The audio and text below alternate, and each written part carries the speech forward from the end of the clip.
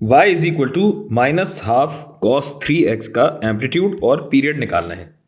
अब आप कहेंगे कि सर यहां तो वेव ही नहीं दी, ये सब कैसे निकालें? इसीलिए तो वीडियो बना रहे हैं भाई। और अगर आपको वेव ना दी गई हो तो वेव बना लें। किसने रोका है भाई?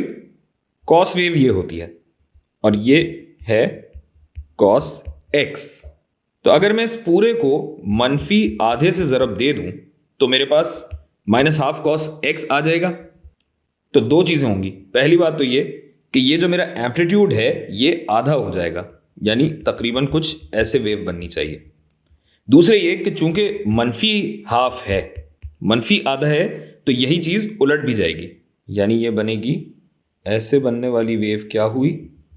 ये हुई आपकी y इज इक्वल टू आधा कॉस x।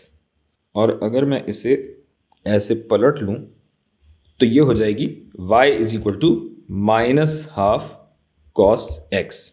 और अब चूंकि मैंने ये बना लिया है तो ये बीच वाले स्टेप को मैं हटा रहा हूँ। ये यानी y की तमाम कदरें आधी भी हो गई और मनफी साइन की वजह से हमारे पास ये y is equal to cos x मुनकिस भी हो गया।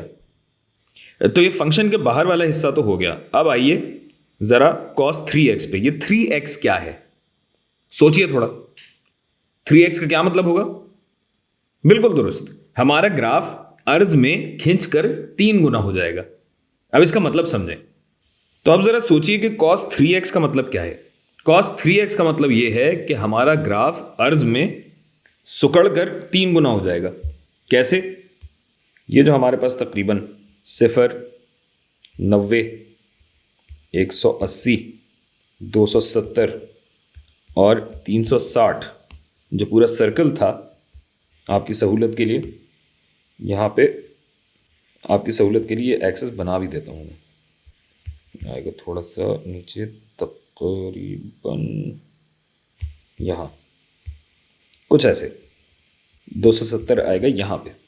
और अगर इसी चीज़ को मैं रेडियंस में देखूँ तो π/2, पाई, 3π/2 और 2π। बड़ा पाई का सवाल है ये। तो देखें भाई, इसको मैं थोड़ा सा सही कर दूं।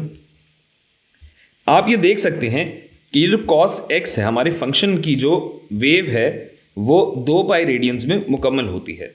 यानी जब cos x था तो एक वेव का पीरियड 2π रेडियन था। अब cos 3x का मतलब यह है कि इसी 2π में अब 3 ऐसी वेव्स मुकम्मल हो रही हैं। अच्छा भाई, तो cos 3x का मतलब क्या है कि जब cos की एक वेव 2π रेडियन में हो गई थी तो 3x कितने में होगी? जाहिर है 2π/3 रेडियंस में मुकम्मल हो रही होगी। यानी यही जो हमने एक माइनस हाफ cos x बनाया था, ऐसी ही 3 वेव्स अब 2π रेडियंस में आ रही होंगी। तो एक वेव आपकी तकरीबन ऐसे करके आएगी यूं, फिर ये जाएगी ऐसे करके तकरीबन यूं, फिर ये जाएगी तकरीबन ऐसे करके यूं। बस ये याद रखिएगा। और ये आपकी निकली क्या? पीली वाली है y is equal to minus half cos 3x। अपनी आसानी के लिए ये याद रखिए कि अगर फंक्शन के बाहर नंबर है तो सारी y वैल्यूज को इस नंबर से ज़रब देना होगा, और अगर फंक्शन के अंदर यानी एंगल किसी नंबर से ज़रब दिया जा रहा हो तो x की तमाम कदरें उस नंबर पे तकसीम हो जाएंगी।